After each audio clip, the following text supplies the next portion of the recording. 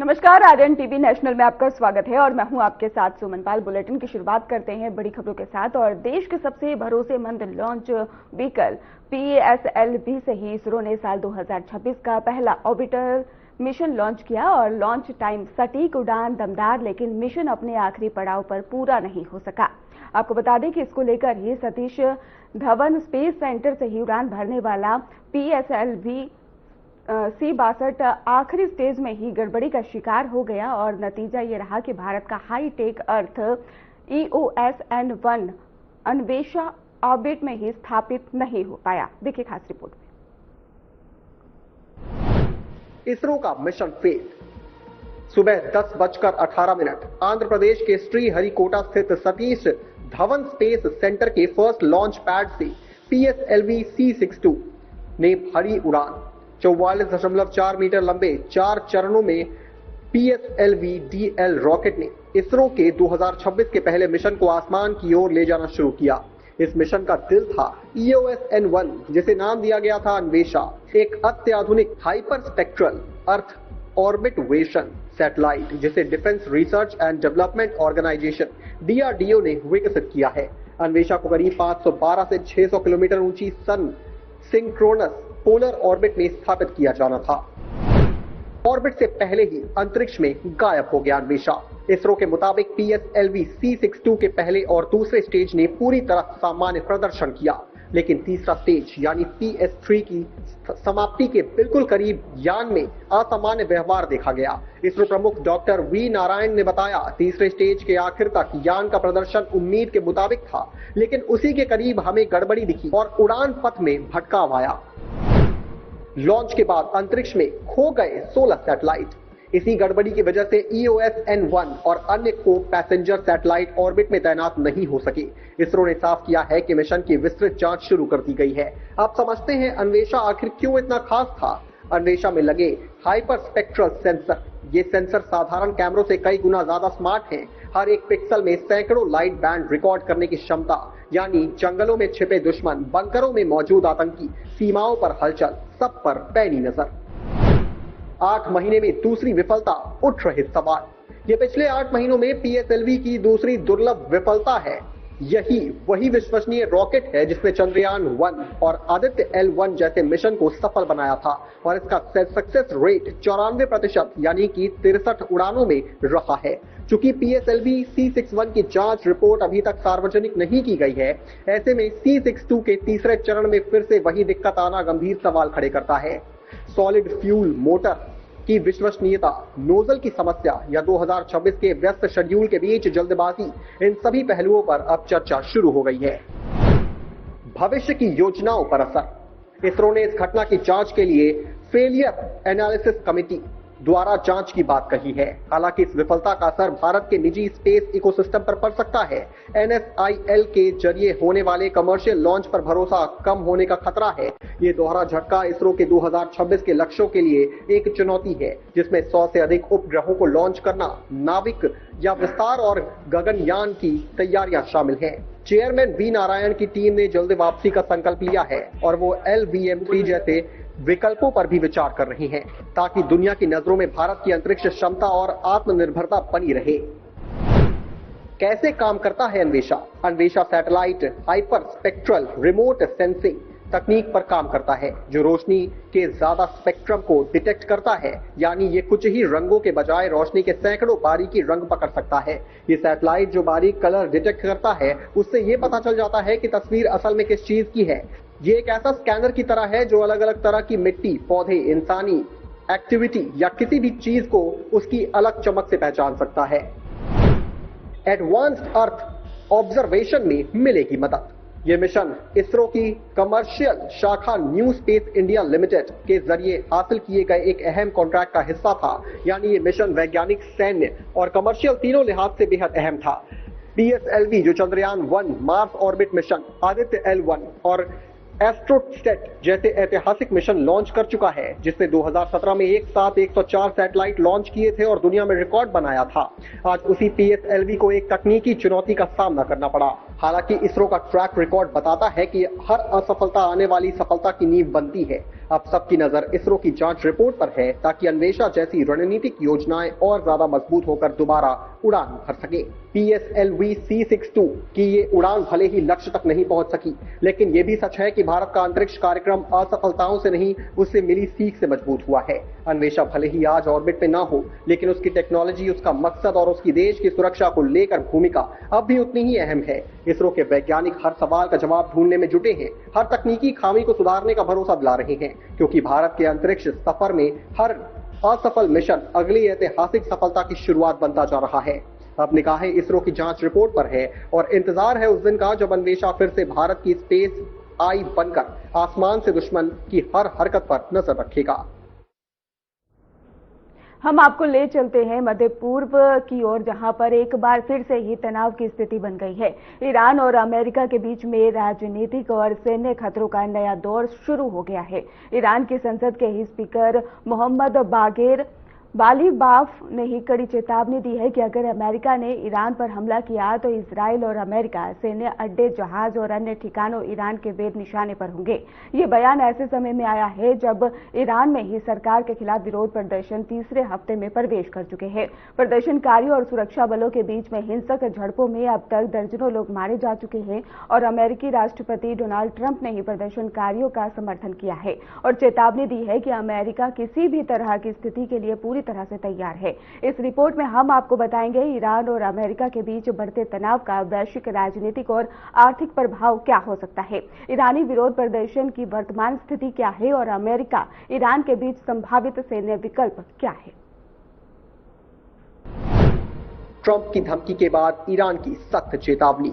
Iran और America के बीच तनाव लगातार बढ़ रहा है। ईरान की संसद में स्पीकर मोहम्मद बागेर गालिबाफ ने स्पष्ट कर दिया है कि अगर अमेरिका ने सैन्य कदम उठाया तो इजराइल और अमेरिका सैन्य ठिकाने, जहाज और अन्य रणनीतिक ठिकाने ईरान के लिए वैध लक्ष्य होंगे। गालिबाफ ने कहा है कि ईरान अपनी आत्मरक्षा के अधिकार के तहत पहले ही से ही कार्रवाई करने का विकल्प खुले हाथों में रखता है। उन्होंने चेतावनी दी है कि अमेरिका और उसके क्षेत्रीय सहयोगियों को किसी भी तरह की गलतफहमी में नहीं रहना चाहिए।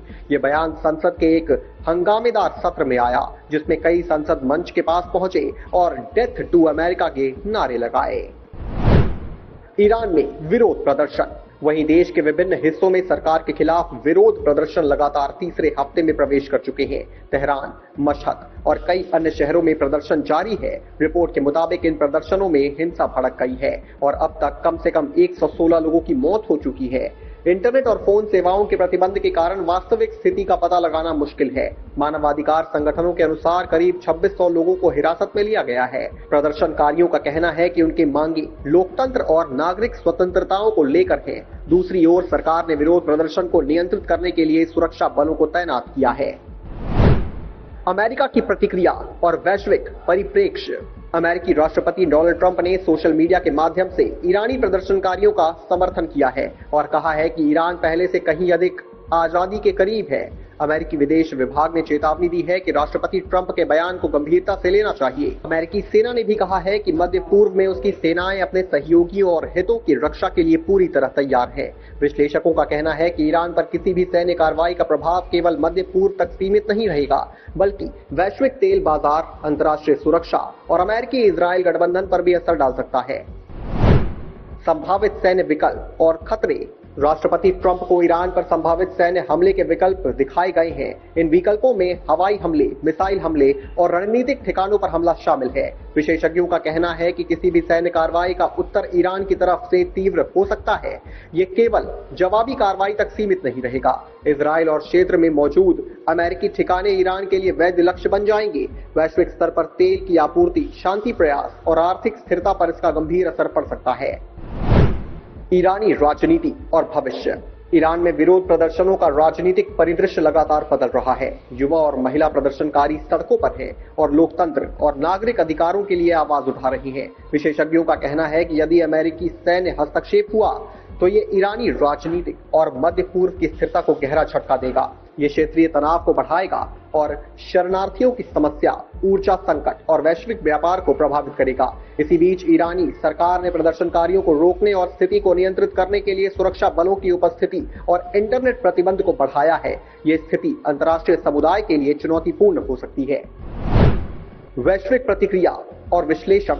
ईरान और अमेरिका के बीच इस बढ़ते तनाव पर कई देशों ने अपनी प्रतिक्रिया दी है। यूरोपियन यूनियन और संयुक्त राष्ट्र ने भी पक्षों से संयम बरतने की अपील की है। विशेषज्ञों का कहना है कि वैश्विक अर्थव्यवस्था और तेल की कीमतों पर इस तनाव का असर निश्चित तौर पर पड़ेगा। किसी भी तरह के सैन्य संघर्ष से क्षेत्रीय सुरक्षा, वैश्विक रणनीति और अंतर्राष्ट्रीय व्यापार प्रभावित हो सकते हैं। वैश्विक अर्थव्यवस्था और तेल संकट। ईरान और अमेरिका के बीच तनाव का असर केवल सैन्य क्षेत्र तक सीमित नहीं है। तेल की आपूर्ति, वैश्विक व्यापार और अर्थव्यवस्था पर भी इसका सीधा असर पड़ सकता है। विशेषज्ञों का कहना है कि अगर संघर्ष हुआ तो वैश्विक तेल मूल्य तेजी से बढ़ेंगे और अंतर्राष्ट्रीय बाजार अस्थिर हो जाएगा। मध्य पूर्व में उठी ये आग अब पूरी तरह दुनिया के लिए चुनौती बन सकती है। ईरान और अमेरिका के बीच तनाव एक बार फिर चरम पर पहुंच चुका है। ईरान की संसद के स्पीकर मोहम्मद बागेर घालीबाग की चेतावनी साफ है। अगर अमेरिका ने कोई भी सैन्य कदम उठाया तो इजराइल और अमेरिका ठिकाने ईरान के वैध निशाने पर होंगे। इसी बीच ईरान में सरकार के खिलाफ विरोध प्रदर्शन लगातार तीसरे हफ्ते में है। युवा, छात्र और महिलाएं अपनी आवाज बुलंद कर रही हैं और सड़कों पर उनकी मांगे आजादी, लोकतंत्र और नागरिक अधिकारों से जुड़ी हैं। हिंसा और गिरफ्तारी की खबरें जारी हैं और इंटरनेट और मोबाइल सेवाओं पर प्रतिबंध ने स्थिति को और जटिल बना दिया है। अमेरिकी राष्ट्रपति ट्रंप ने प्रदर्शनकारियों का समर्थन किया है और चेतावनी दी है कि किसी भी स्थिति के लिए वो पूरी तरह तैयार हैं। अमेरिकी विदेश विभाग और सेना भी स्थिति पर कड़ी नजर बनाए हुए है।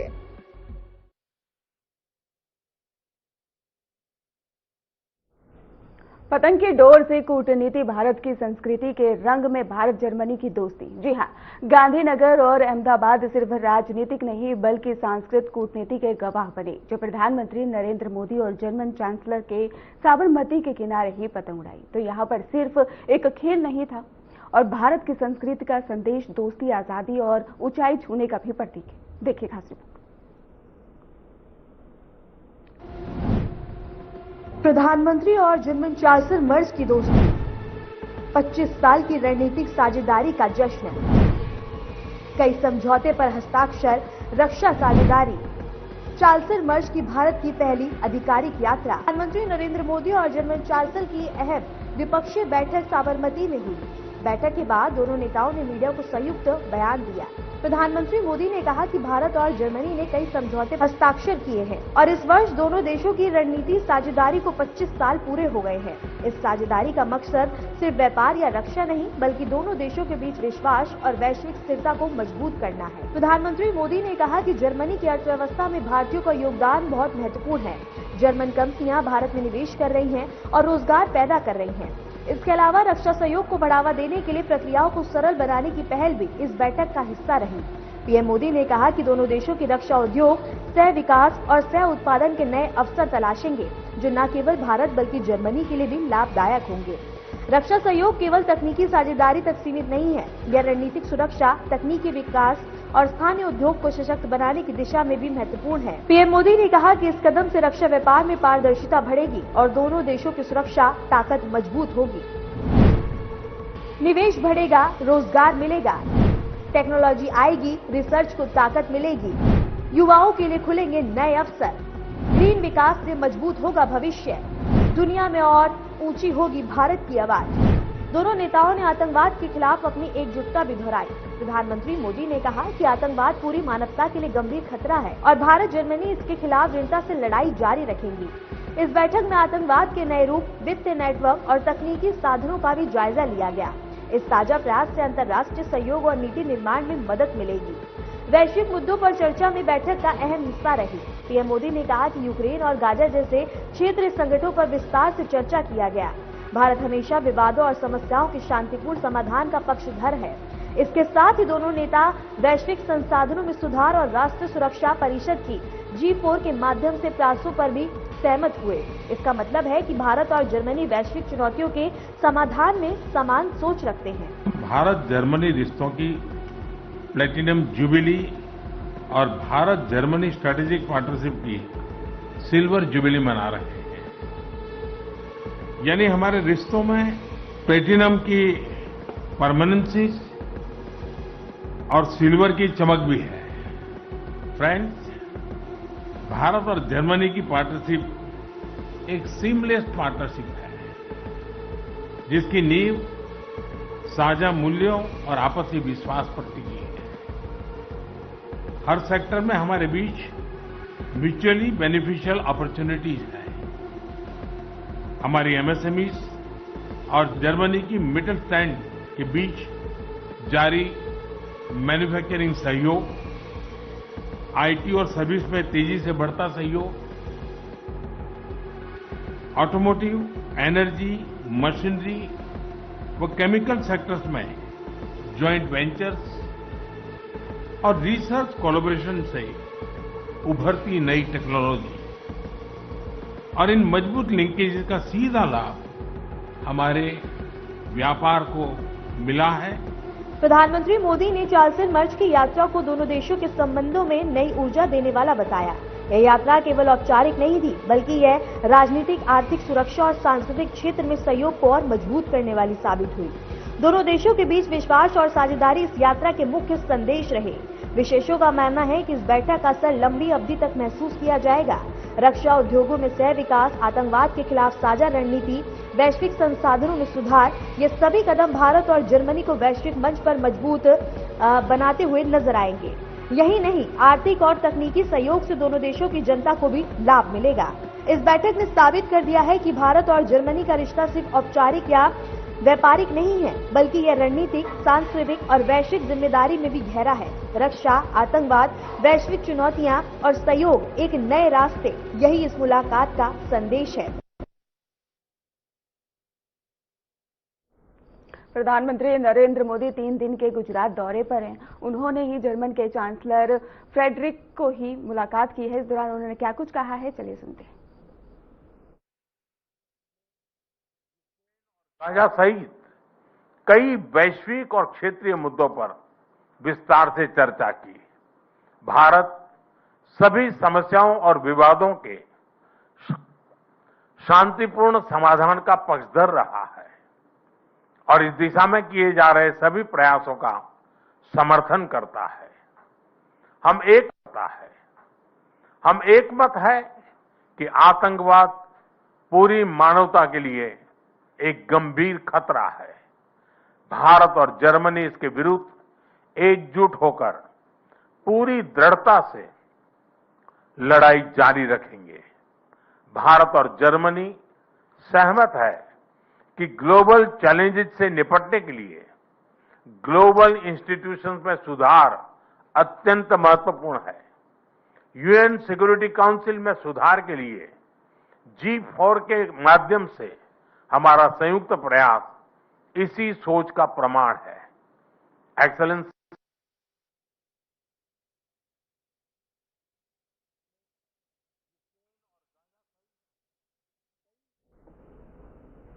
केंद्रीय गृह मंत्री अमित शाह ने रविवार को केरल की सत्तारूढ़ एलडीएफ और विपक्षी यूडीएफ पर तीखा हमला बोला है। उन्होंने काफी चीजें इसमें कही है क्योंकि वे ऐसे संगठनों को अपना वोट बैंक मानते हैं। अमित शाह ने दावा किया है कि केवल एनडीए की ही केरल को सुरक्षित और विकसित बना सकता है। पीएफआई पर लगाए गए प्रतिबंध का हवाला देते हुए अमित शाह ने कहा कि एलडीएफ और यूडीएफ दोनों ने ही इस फैसले पर न तो खुलकर समर्थन किया और न ही विरोध। उन्होंने कहा कि पीएफआई और प्रतिबंध लगाकर हमने उसके पूरे ही कैडर को सलाखों के पीछे भेजा और जिसके चलते पूरा देश ज्यादा सुरक्षित हुआ। अमित शाह ने यह भी कहा कि पर्दे के पीछे काम कर रहे अदृश्य खतरों को पहचानना जरूरी है।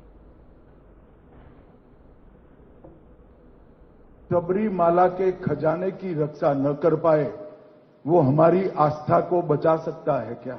എന്നോട് പറയൂ, ഏതൊരാളുടെ ഭരണത്തിന് കീഴിലാണോ ശബരിമലയുടെ സ്വത്തുക്കൾ സുരക്ഷിതമല്ലാതിരിക്കുന്നത് അവർക്ക് നമ്മുടെ വിശ്വാസം സംരക്ഷിക്കാൻ സാധിക്കുമോ? जरा जोर से बोलिए भाई, बचा सकते हैं क्या हमारी आस्था को? ഉറക്കെ പറയൂ, നമ്മുടെ വിശ്വാസം സംരക്ഷിക്കാൻ അവർക്ക് കഴിയുമോ? सब लोग जोर से बोलिए, हमारी आस्था। लखनऊ में राष्ट्रीय युवा दिवस के अवसर पर आयोजित कार्यक्रम में मुख्यमंत्री योगी आदित्यनाथ और उप मुख्यमंत्री ब्रजेश पाठक विशेष रूप से मौजूद और इस मौके पर युवाओं को प्रेरित करते हुए दोनों नेताओं ने स्वस्थ जीवन, अनुशासन, नवाचार के महत्व पर जोर दिया। कार्यक्रम का उद्देश्य युवाओं में नेतृत्व क्षमता, देशभक्ति और सामाजिक जिम्मेदारी की भावना को बढ़ावा देना बताया गया। कार्यक्रम में छात्र, युवाओं और सरकारी अधिकारी और समाज के ही कई प्रतिनिधियों ने हिस्सा लिया। आयोजकों ने ही सुरक्षा और व्यवस्थाओं का भी विशेष ध्यान रखा। देश आजाद हो रहा है, इसका जश्न हर भारतीय नहीं मना पाया था।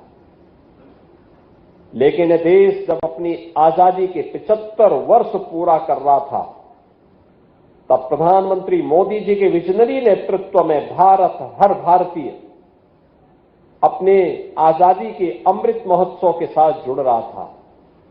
और जुड़ाव उसका आत्मिक भी था, वह अंतःकरण से भी था, और उसने प्रत्यक्ष उस समारोह में सहभागी बनकर के, जो समारोह में भाग नहीं ले सकता था, उसने हर घर तिरंगा के माध्यम से उस आयोजन का हिस्सा बनकर के इस आयोजन में वह आगे बढ़ा था। और आज हम कह सकते हैं कि प्रधानमंत्री मोदी जी ने हर भारतीयों को उस समय एक विजन दिया था, 2022 में एक विजन दिया था विकसित भारत का।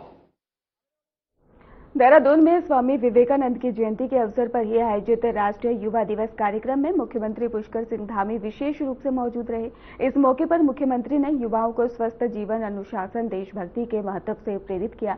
उन्होंने कहा कि युवा शक्ति ही देश की प्रगति और विकास की सबसे बड़ी ताकत है। कार्यक्रम में छात्रों, युवाओं और कई संगठनों के सदस्य शामिल हुए। आपको बताते चले कि आयोजकों ने ही सुरक्षा और सुविधाओं का भी विशेष ध्यान रखा है। देहरादून से आपको खबर बता रहे हैं। बल्कि अपने देश के नागरिकों, किसानों, कारीगरों, उद्यमियों के जो सपने हैं, हमारे हस्तशिल्पियों के सपने हैं, जो बहुत कठिन परिस्थितियों में रहते हुए हमारी माताएं, बहनें अनेक प्रकार के उत्पाद बनाती हैं, उन सभी को हम मजबूती प्रदान करते हैं, उनके सपनों को जान देने का काम करते हैं। युवा साथियों, आदरणीय प्रधानमंत्री श्री नरेंद्र मोदी जी ने देशवासियों से आग्रह किया है कि लोकल के लिए वोकल बनिए और स्वदेशी की आदत बनाइए। आज देश के अंदर हमारे स्वदेशी निर्मित होने वाला कोई भी सामान हो, कोई भी वस्तु हो, वो इतनी शानदार है, सच में मुझे लगता है कि अगर हम उसी पर अपना ध्यान केंद्रित कर दें। दिल्ली के जंतर मंतर पर कुलदीप सिंह सेंगर के समर्थन में ही न्याय महापंचायत आयोजित की गई। इस महापंचायत में बड़ी संख्या में लोग इकट्ठे हुए और सेंगर के पक्ष में ही न्याय की मांग की। प्रतिभागियों ने आरोप लगाया कि उन्हें कानूनी प्रक्रिया में उचित न्याय नहीं मिला और उन्होंने केंद्र और राज्य सरकार से सेंगर को न्याय दिलाने की मांग की। कार्यक्रम के दौरान ही जंतर मंतर पर बैनर, नारे और सभाओं का आयोजन किया गया। पुलिस ने भी स्थिति पर कड़ी निगरानी रखते हुए सुरक्षा व्यवस्था सुनिश्चित की। महापंचायत में आए लोगों ने कहा कि यह आयोजन न्याय की आवाज बुलंद करने और सरकार को कार्रवाई के लिए दबाव डालने का एक प्रयास है।